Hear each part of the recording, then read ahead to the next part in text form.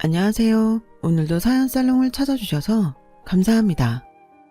최근에 이혼한 30대 여성이에요. 언젠가 읽은 소설에 산동네 아이들이 누가 더 가난한지 내기를 하는 내용이 나와요. 소설 분위기상으로는 분명 코믹한 대목이었는데 그걸 읽은 저로서는 마냥 웃을 수만은 없었어요. 마치 제 어린 시절 모습을 보는 것 같아서 서글펐거든요. 저희 집은 우리 동네에서 가장 높은 곳에 있었어요. 소위 말하는 산동네요. 가파른 언덕길을 턱 밑까지 숨이 차오를 때까지 걸어 올라가야 겨우 도착할 수 있는 그 집에서 저는 부모님과 4살 위 오빠랑 살았어요. 여름에는 언덕배기를 오르느라 땀으로 목욕을 해야 했고 겨울에는 꽁꽁 얼어붙은 길바닥에 연탄재를 뿌려가며 기다시피 걸어 올라가야 했어요. 저희 동네 아이들은 대부분은 불우하고 가난한 집 아이들이었어요. 부모한테 버려져서 나이든 할머니 할아버지 손에 자라는 아이들이거나 부모가 있어도 부모 노릇을 못하는 술주정꾼의 도박꾼, 심지어 소매치기 전과를 가진 부모들의 자식이었죠. 그래도 저는 꽤 나은 편에 속했어요.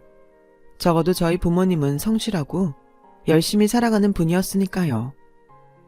비록 배움이 짧아서 번듯한 직업은 가지지 못했지만 이른 새벽에 나가 캄캄한 밤이 될 때까지 몸이 부서져라 일해서 번 떳떳한 돈으로 오빠랑 저를 키우셨거든요. 하지만 생각지 않은 순간에 불행이 찾아왔어요. 아빠가 일하던 공사장에서 사고를 당해 다리를 심하게 다쳤거든요. 결국 그 사고로 아빠는 다리 한쪽을 잃고 말았어요. 그런데 회사는 사고 피해 보상금은 고사하고 보험 처리랑 치료비도 제대로 대주지 않았어요. 오히려 저희 아빠 과실 때문에 공사가 지연돼서 손해를 입었으니 소송을 걸겠다고 으름장을 놓았죠. 회사 측 대리인으로 나온 대형 로펌의 변호사는 어려운 법률 용어를 들어 저희 엄마한테 겁을 주었어요. 아주머니, 상황 판단이 그렇게 안 돼요. 피해자는 그쪽이 아니라 회사예요. 지금 회사가 그쪽한테 소송을 걸면요. 아주머니뿐만 아니라 아주머니 자식들까지 평생 빚 갖고 살아야 돼요. 부모로서 자식들한테 해준 것도 없는데 빚을 또 안겨줄 거예요.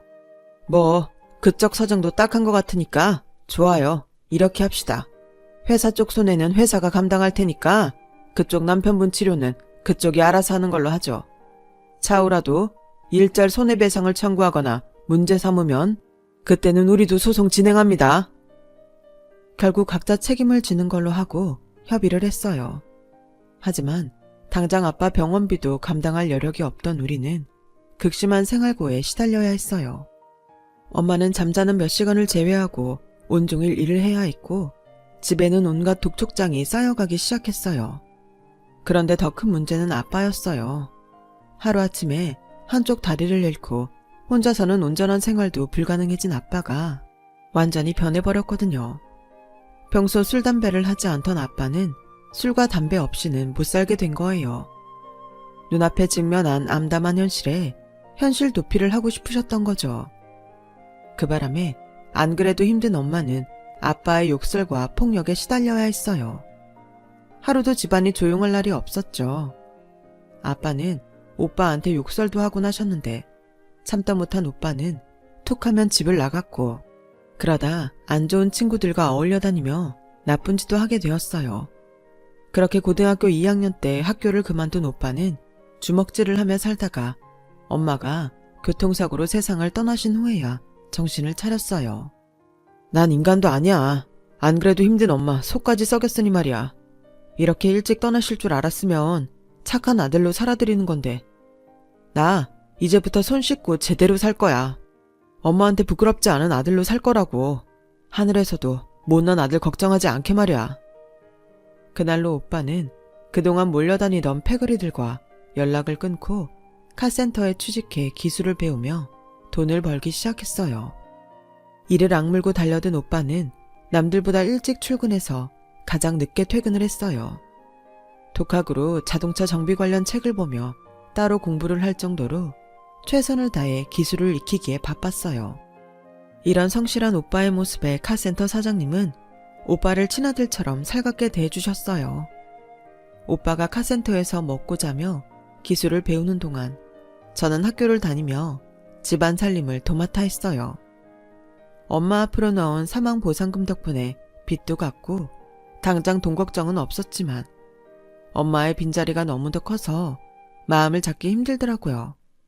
하지만 가장 힘들어한 건 아빠였어요. 아빠는 엄마가 돌아가신 이후로 전처럼 술을 마시지 않았어요. 하지만 넋이 나간 사람처럼 하루 종일 멍하니 하늘만 바라보셨죠. 그렇게 엄마가 세상을 떠나신 지 3개월쯤 지난 어느 날 아빠는 생을 마감하셨어요. 아빠마저 돌아가시자 저는 혼자 그 집에 사는 게 무서워졌어요. 그래서 오빠랑 상의 끝에 집을 정리하고 학교 근처 원룸으로 이사를 했어요. 난생 처음 살아보는 깨끗하고 번듯한 집이었죠. 하지만 그곳에는 엄마도 아빠도 없었어요. 카센터에서 숙식을 하는 오빠가 가끔 찾아오기는 했지만 대부분의 시간은 저 혼자 보냈어요. 이듬해 고등학교를 졸업한 저는 회사에 취직을 했어요. 비록 회사에서 가장 직급이 낮았지만 매달 제 앞으로 나오는 월급으로 생활을 꾸려갈 수는 있었어요. 이전까지는 오빠가 월세랑 생활비를 내주었거든요. 오빠, 이제 나도 어엿한 사회인이야. 월세랑 생활비 정도는 내 힘으로 벌어서 감당할 수 있어. 그러니까 이제부터는 오빠가 버는 돈은 오빠 자신을 위해서 써. 내 걱정은 하지 말고. 그래, 그럴게. 대신 오빠 도움 필요하면 언제든 말해야 돼. 이 오빠가 딴 건 몰라도 너만큼은 꼭 지켜줄 테니까. 알았지? 마치 오빠는 엄마한테 못해드린 효도를 대신 저한테 하기로 작정한 사람처럼 저를 살뜰하게 돌봤어요. 주먹질하고 나쁜 짓을 일삼던 예전 모습은 말끔히 지운 채 말이죠. 카센터에서 7년간 일한 오빠는 사장님 도움으로 독립을 할 수 있었어요. 처음 자리를 잡을 때까지 오빠한테 일감도 떼어주셔서 적자 없이 가게를 운영할 수 있었죠. 오빠는 30이 넘도록 연애도 안 하고 카센터 일에만 몰두했어요. 돈을 모아야 한다는 일념으로요. 오빠와 반대로 저는 회사 생활에 적응이 된 시점부터 제 또래들처럼 소개팅도 하고 연애와 실연도 경험하며 살았어요. 그러다 지금의 남편도 만나게 되었죠. 남편은 저랑 같은 회사에 다녔는데 부서는 달랐지만 작은 회사라서 매일 얼굴 마주치고 지내다 보니 금방 정이 들어버렸어요. 남편은 지방 출신으로 서울에서 대학을 졸업하곤 서울에 뿌리를 내린 사람이었어요.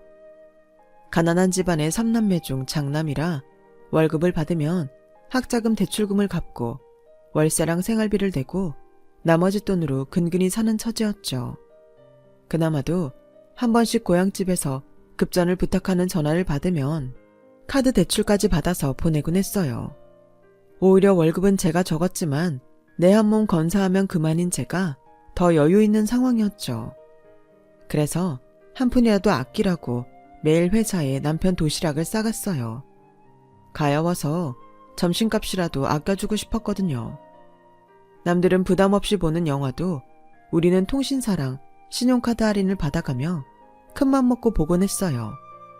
커피도 집에서 나올 때 텀블러에 담아온 걸 공원에서 마시고 밥값을 아끼려 재료를 사다가 집에서 해먹곤 했죠. 남들이 보기엔 궁산맞게 보일지 모르지만 우리만 좋으면 그만이죠. 서로 어려운 형편을 겪어봐서 그런지 감출 것도 없고 편했어요. 난 내 자식한테만큼은 내가 겪은 생활고를 물려주지 않을 거야.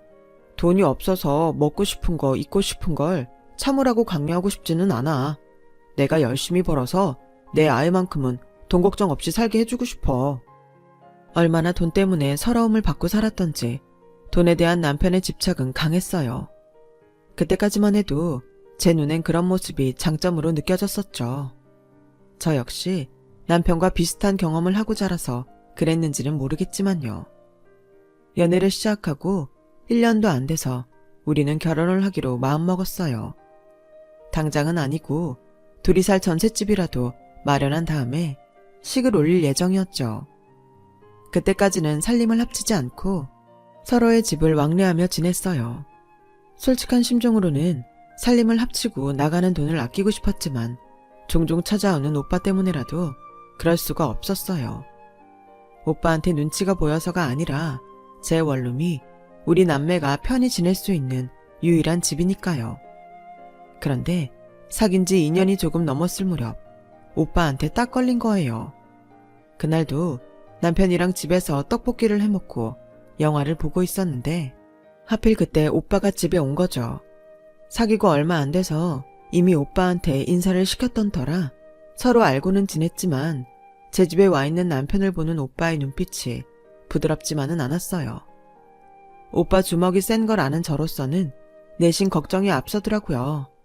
혹시라도 제 남편을 때리면 어쩌나 해서요. 그건 남편도 마찬가지였어요. 엉거주춤하게 앉아서는 우리 오빠 눈치만 살폈거든요. 하나만 묻자. 둘이 결혼할 생각은 있어? 그런 거라면 시간 끌 거 없이 바로 식 올리고 살림 합쳐. 혼자 버는 것보다 둘이 버는 게 금방 살림도 안정될 거 아냐. 오빠, 그건 우리도 아는데 아직은 신혼집을 구할 돈이 없어. 이 사람 학자금 대출금도 지지난달에서야 겨우 다 갚았어. 이제부터 돈을 모은다 해도 적어도 3년 이상은 걸릴 거야. 신혼집 때문이라면 일단 오빠가 먼저 마련해 줄게. 그동안 모은 돈도 있고 모자라면 은행 대출을 받아도 되니까. 생각지 못한 오빠의 말에 저도 남편도 솔깃했어요.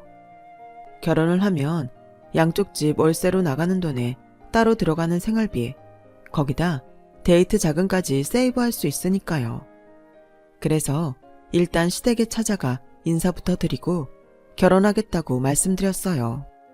그랬더니 딱히 반대는 하지 않았지만 그렇다고 반가운 기색도 아니었어요. 아무래도 아들 장가 보냈는데 도와줄 능력이 안 돼서 미안해 그러시나 보다 생각했어요. 그런데 다음날 남편이 시누이와 통화하는 걸 들어보니 제가 잘못 생각하고 있었더라고요. 오빠, 진짜 이기적이다. 오빠 대학 보내느라 엄마 아빠가 얼마나 힘들었는지 알잖아. 그럼 오빠도 막내 대학 졸업할 때까지는 학비 정도는 보내줘야지. 오빠 때문에 대학도 못 간 내가 번 월급으로 막내 학비 대야겠어? 오빠가 나한테 뭘 해줬다고 이래? 난 결혼 자금도 모아야 한단 말이야. 상황이 이런데도 그 결혼 해야겠어? 아들 노릇, 오빠 노릇도 못하면서? 그 여자가 그렇게 좋아? 가족들 나 몰라라 할 정도로? 암튼 엄마랑 아빠는 오빠 결혼 자금 못 대주니까 할 거면 오빠 돈으로 해. 기집애야, 나도 그동안 할 만큼 했어. 집에서 돈 필요하다는 연락이 올 때마다 카드 대출 받아 돈 보내고 내 점심값까지 털어서 막내 학원비도 보내줬잖아. 그런데도 내가 아무것도 안 한 거냐? 그리고 돈을 모으려니까 결혼을 서두르겠다는 거잖아. 혼자 벌어서는 언제 돈을 모아? 아무튼 난 네 결혼할 거니까 쓸데없는 소리 그만하고 그런 줄 알아. 그놈의 돈은 축복받아야 할 결혼마저도 미안하게 만들었어요. 비록 시누이와 언성을 높이긴 했지만 결혼은 예정대로 진행됐어요. 오빠가 마련해준 돈으로 방 2개짜리 전셋집을 얻었고 우리가 쓰던 물건을 그대로 옮겨와서 집을 꾸몄어요. 오빠, 우리 집에 방도 2개나 있으니까 앞으론 자주 와서 자고 가.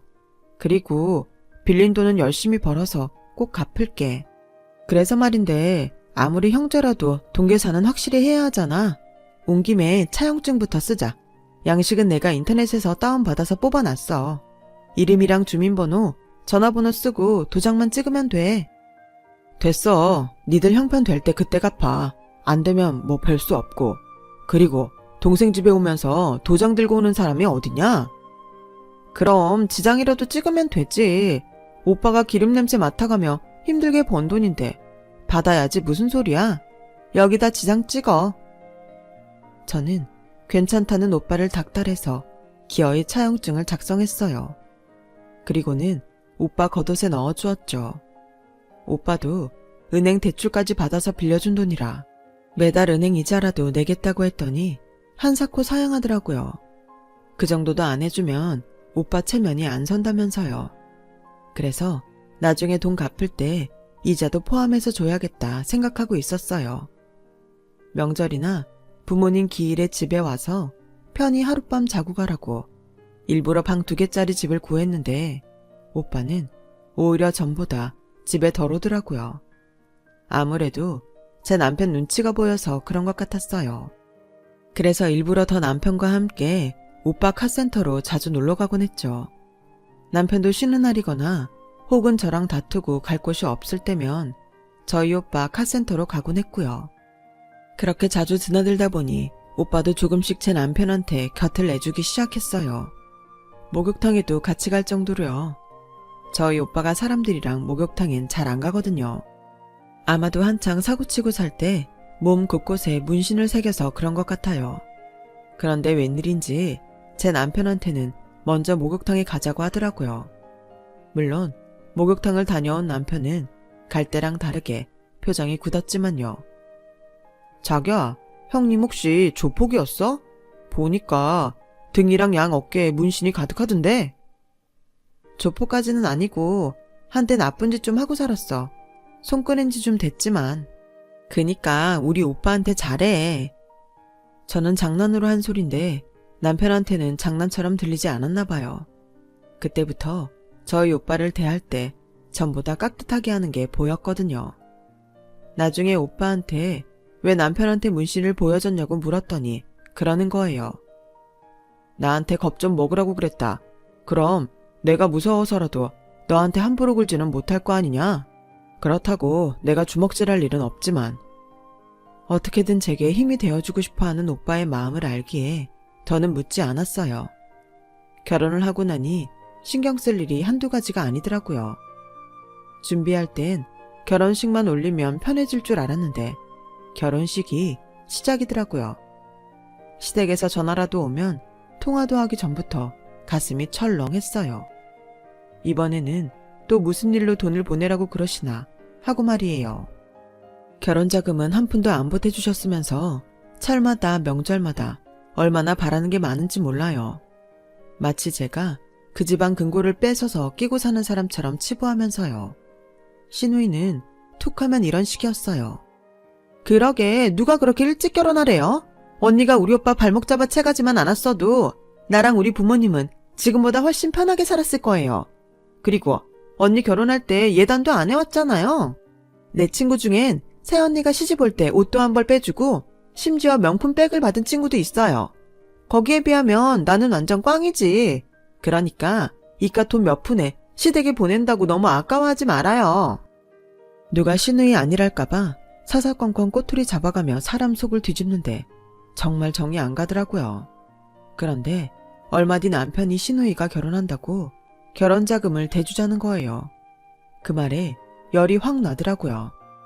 자기야, 그건 좀 곤란하지. 우리도 형편이 안 돼서 우리 오빠한테 돈 빌려서 시작했잖아. 아직 그 돈도 못 갚았는데 아가씨 결혼자금을 대주자고? 내가 왜? 그럼 어떡해. 기집애가 모아둔 돈도 한 푼 없다는데 오죽하면 당신이 안 된다고 할 줄 알면서도 이러겠어. 그러지 말고 자기가 이해 좀 해줘. 형님은 아직 돈이 급한 건 아니니까. 일단 형님한테 일부 갚으려고 모아둔 5천만 원은 은경이한테 주자. 그게 무슨 소리야 주다니. 우리가 지금 그럴 형편이야? 우리 오빠한테 빌린 돈 5년 안에 갚기로 한 거 잊었어? 아직 5천밖에 못 만들었는데 그걸 통째로 아가씨한테 주자고? 자기야, 정신 좀 차려. 아, 말이 혼나왔어. 빌려주자고. 아직 3년이나 남았는데 그 안에 돌려받으면 되잖아. 정말이지? 나 그 돈 꼭 받을 거니까 그렇게 알아. 그리고 차용증도 꼭 받아와. 알았어? 시누이가 하루가 멀다 하고 전화해서 돈 좀 해달라고 징징거리는 통에 오빠한테 갚을 돈 중 일부를 시누이한테 빌려주고 말았어요.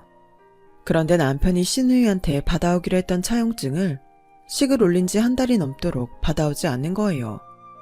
남편은 매번 깜빡했다는 말만 하고 흐지부지 넘기길래 참다 못해 제가 직접 시누이한테 전화를 했어요.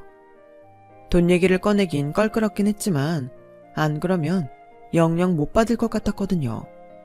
그래서 어렵게 말을 했더니 글쎄, 어머, 언니 정말 웃긴다. 우리 오빠가 해준 돈을 왜 언니가 갚아라 말아야? 언니가 중간에서 이런 식으로 나오면 나랑 오빠 오해에 금 가는 거 몰라요? 사람 하나 잘못 들어오면 집안에 분란 생긴다는 게 이런 거였네. 암튼 난 차용증 같은 거 안 써요. 오빠가 내 결혼 축의금으로 준 돈을 내가 왜 갚아? 그러니까 앞으로 이 일로 전화하지 말아요. 그게 왜 오빠 돈이라고 생각해요? 거기엔 내 돈이 절반 들어있어요. 게다가 그 돈은 우리 신혼 찍고 할 때 우리 오빠한테 빌린 돈이라고요. 그리고 누가 여동생 결혼하는데 5천만 원이나 축의금을 내요? 상식적으로 좀 생각하세요. 당장 못 주겠다면 기간을 정해요. 아, 몰라요. 난 돈 없으니까 배를 째서 가져가든 마음대로 해요. 신우이는 성질을 버럭내곤 먼저 전화를 끊었어요. 아주 뻔뻔하게 안 갚겠다고 나오는데 어이가 없더군요. 그런데 생각해보면 이게 신우이 탓만은 아니었어요. 남편이 돈 줄 때 빌려주는 거라고 확실히 못 박았으면 이러겠어요? 평소엔 그렇게 돈에 깐깐하더니 자기 집에 들어가는 돈에는 언제나 유혹에 구는 남편 탓이었죠. 그래서 회사 옥상으로 남편을 불러 물었어요. 신우이한테 돈 줄 때 뭐라고 했냐고요. 뭘 뭐라 그래. 결혼할 때 보태 쓰라고 그랬지. 그거 물어보려고 옥상까지 부른 거야? 당신 제발 좀 그만해. 그깟 5천 가지고 날 피말려 죽일 셈이야. 정말 지친다 지쳐. 오죽하면 내가 이러겠어. 아가씨는 그 돈 당신이 축의금으로 준 걸로 알고 있단 말이야. 그래서 갚을 생각도 없고 차용증은 더더욱 못 써주겠대. 이제 어쩔 거야. 말 좀 해보라고. 그 말에 남편은 자기도 놀랬는지 입만 뻥긋거리다 신우이한테 전화를 걸었어요. 그렇게 남매가 5천만 원 때문에 한참을 실랑이를 벌였죠. 결과적으로 신우이는 내 돈이 들어간 딱 절반만 갚아주겠다고 했어요. 오빠 돈은 지가 갚겠다 이거죠. 그것도 언제까지 갚을지는 장담 못한다더군요. 보다 못한 제가 전화기를 가로채 한마디 했어요. 우리도 3년 뒤에 친정 오빠한테 빌린 돈 갚아야 하니까 그때까지는 무슨 수를 쓰더라도 갚으라고요. 사용증도 확실히 써달라고 했어요. 그러자 마지못해 알겠다고 하더군요. 애초에 돈을 빌려주는 게 아닌데 괜히 남편이 고집을 부리는 바람에 이 난리를 치게 됐네요.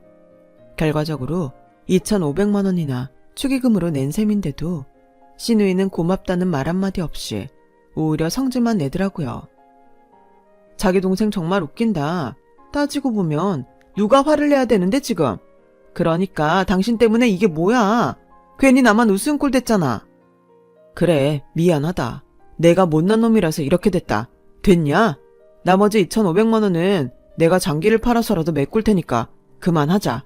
전부 못난 내 탓이니까 그만하자고.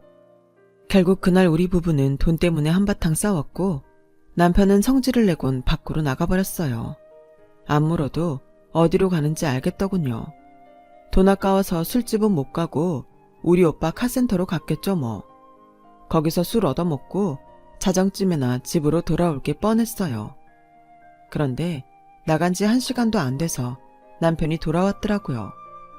나갈 땐 성질을 내고 나갔던 사람이 돌아올 때는 저랑 눈도 제대로 못 마주칠 정도로 꼬리를 내리는 게 이상했어요. 거기다 전화 온 거 없었냐는 말만 3번이나 묻더라고요. 왜? 기다리는 전화 있어? 아니, 그냥 궁금해서. 남자가 이렇게 말할 때는 분명히 어디선가 전화 올 일이 있다는 거예요. 그런데 그때였어요. 제 휴대폰으로 오빠가 전화를 했더라고요. 그런데 받아보니 오빠가 아니었어요. 예전에 오빠가 일했던 카센터 사장님이더라고요. 나 상철이 아저씨다. 너 빨리 병원으로 좀 와라. 네 오빠 쓰러졌어. 전화를 끊자마자 온몸에 힘이 쭉 빠지는 것 같았어요. 그런 제 표정을 보고는 남편이 먼저 겉옷을 꺼내더라고요. 조금 전까지 죽어라 싸웠지만 그래도 큰일이 닥쳤을 때는 남편밖엔 없다는 생각이 들더라고요. 병원에 도착해보니 오빠는 이미 수술실에 들어가 있었어요. 카센터 사장님이 저 대신 수술 동의서에 서명을 하셨다고 하더군요. 몇 시간 뒤 수술을 마치고 나온 담당 선생님은 수술은 잘 됐지만 일단 경과를 지켜봐야 한다고 했어요. 수술실에서 나와 중환자실로 옮긴 오빠는 정해진 면회 시간 안에만 볼 수 있었어요. 당일 면회 시간은 이미 끝나서 일단 집으로 돌아왔어요. 그리곤 다음날 병원으로 향했죠. 그런데 몇 시간 뒤면 의식이 돌아올 거라는 의사의 말과 달리 오빠는 깨어나지 않는 거예요. 점점 두려워지기 시작했어요. 여보, 이러다 우리 오빠 영영 안 깨어나면 어떡하지? 우리 오빠 불쌍해서 어떡해. 괜찮을 거야. 너무 걱정하지 마. 당신 혼자 두고 형님이 가시겠어? 그때까지도 몰랐어요. 내 곁을 지키고 있는 남편의 본 모습을요. 수술을 마친 지 며칠이 지나도록 오빠는 의식을 차리지 못했어요. 병원에서는 수술도 잘 됐고 아무 이상이 없다고 하는데도 말이죠. 출근 전에 병원에 들러 오빠 상태를 확인하고 퇴근 후에 다시 병원에 들러 오빠가 깨어났는지 확인하는 게 일과가 되었어요. 그러던 어느 날 병원 가기 전 집에 들러 옷을 갈아입으려고 왔는데 남편이 안방에서 신우이와 통화를 하고 있더라고요. 이대로 형님이 안 깨어나면 빌린 돈 안 갚아도 되니까 그때 너도 2,500 안 줘도 돼. 그러니까 너도 우리 형님 안 깨어나게 해달라고 빌어. 사실 그날 카센터에 갔다가 형님이 바닥에 쓰러져 있는 걸 보는데 순간 갈등이 되더라니까. 이대로 모른 척하고 도망칠까 119에 신고할까 하고 말이야. 빌린 돈만 없었으면 바로 신고했을 텐데 돈 갚아야 된다는 생각하니까 나도 모르게 뒷걸음질 쳐지는 거야. 인간이 참 간사하지. 너 이건 네 올케한테 비밀이다. 집사람이 알면 나 죽는다. 순간 온몸에 힘이 빠졌어요. 손에 든 백을 바닥에 떨어뜨리자 그 소리에 남편이 거실로 나왔어요. 그리곤 저를 보고는 얼굴이 하얗게 질려버리더군요. 여보, 다 들은 거야? 네가 그러고도 인간이니? 아무리 돈에 미쳐도 그렇지 사람이 쓰러져 있는데도 모른 척을 해? 남도 아니고 내 오빠인데도? 그래놓고 뭐? 깨어나지 않기를 빌라고? 인간 쓰레기 같은 것들. 꼴도 보기 싫으니까 이 집에서 나가. 우리 오빠가 해준 집에서 당장 나가라고. 그리고 너 우리 오빠 이대로 안 깨어나면 그땐 내가 너 경찰에 신고할 거야. 법으로 널 심판할 수 없대도 내가 너 편히 살게 안 둬. 그러니까 온전히 살고 싶으면 우리 오빠 깨어나길 바라는 게 좋을 거야. 알았어? 남편을 집에서 내쫓은 저는 과장님께 전화해 사정을 말씀드리고 휴가를 얻었어요. 그리고는 병원으로 갔죠. 면회 시간에 맞춰 중환자실에 들어가려는데 간호사가 다가와 병실을 옮겼다고 말해주었어요. 바뀐 병실로 가보니 오빠가 웃으며 저를 맞아주더라고요. 순간 어찌나 기쁘던지 그대로 달려가 오빠를 끌어안았어요. 그러다 이내 눈물을 펑펑 쏟았어요. 내 남편이 한 짓이 생각나서요. 하지만 차마 오빠한테 그 얘기를 할 수는 없었어요. 오빠가 상처받을 테니까요. 그런데 그 자식은 집에 있어? 네 남편 말이야. 내가 널 봐서라도 참을까 했는데 아무리 생각해도 도저히 안 되겠어. 그놈이 나 쓰러진 걸 보고 신고도 않고 도망치더라. 그런 놈을 매제라고 믿었다니. 왜 그랬을까 생각해 봤는데 아무리 생각해도 그거밖에 없더라. 돈. 오빠는 착잡한 표정으로 저를 보며 어렵게 말을 꺼냈어요. 너 그놈이랑 헤어져라. 돈 없는 놈은 내가 벌어서 데리고 살면 그만이지만 돈 때문에 사람 목숨 버리는 놈은 어떻게도 구제가 안 돼. 너 아프다고 다쳤을 때 그놈이 어떻게 나올지 모르잖아. 돈은 잃으면 다시 벌면 되지만 믿음이 깨지면 다 끝나는 거야. 나 그놈 절대 용서 안 할 거다. 오빠한테 그 말을 들으니 피가 거꾸로 솟는 것 같았어요. 며칠 동안 의식이 없던 사람이 얼마나 사무치게 미웠으면 눈 뜨자마자 이 얘기부터 꺼낼까 생각하니 제가 더 화가 나고 미치겠더라고요. 얼마 뒤 오빠는 상태가 많이 좋아져서 퇴원을 했어요.